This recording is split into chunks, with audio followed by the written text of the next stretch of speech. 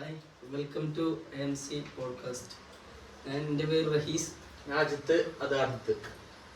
അപ്പൊ നമ്മളിന്നിപ്പോ ഇവിടെ വന്നിരിക്കുന്നത് നമ്മളിപ്പോ തുടങ്ങിയിട്ടുള്ള എന്താ വെച്ചാല് നമ്മൾ ഇന്നലെ കണ്ട കൂലി രജനീകാന്തിന്റെ ഒരു ഇന്നലെ ഇറങ്ങിയ പടമാണ്. അതിനെ പറ്റിയിട്ടുള്ള കുറച്ച് എന്താണ് അഭിപ്രായം പറഞ്ഞാല് നമ്മള് സാധാ സോഷ്യൽ മീഡിയയിലെ ആൾക്കാർ പറയുന്ന പോലത്തെ അഭിപ്രായമല്ല, നമുക്ക് തോന്നിയ കാര്യം.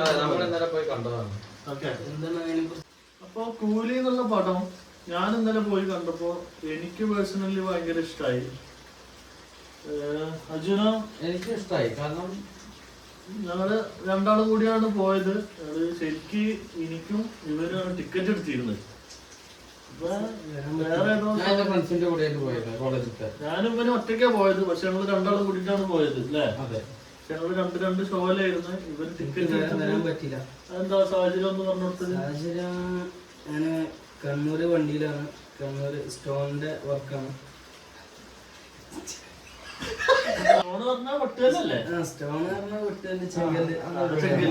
ചെങ്കലിന്റെ വർക്കാണ്.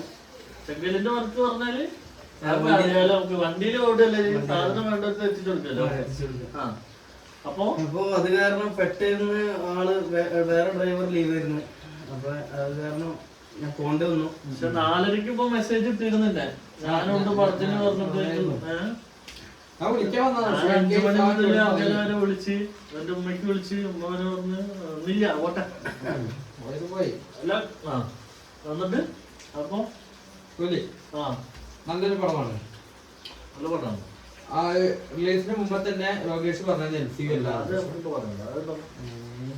അജോ നമ്മൾക്ക് രണ്ടാൾക്കും ഇഷ്ടപ്പെട്ടു പടം.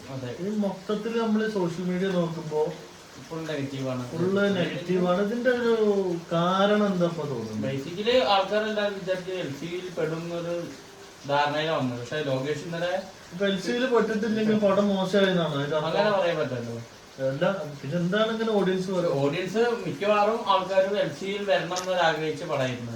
തലയിൽ വെച്ച് വരുന്ന ഒരു പടമാണ് അല്ല എന്ന് ഇന്നലെ ലോകേഷ് ട്വീറ്റ് ചെയ്തിരുന്നു.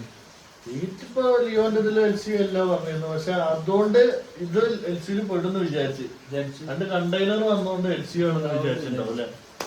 അതല്ല, LC അല്ലാത്ത പടം അപ്പൊ വിജയിക്കും. ലോകേഷിന് ചെയ്യാൻ പാടില്ല.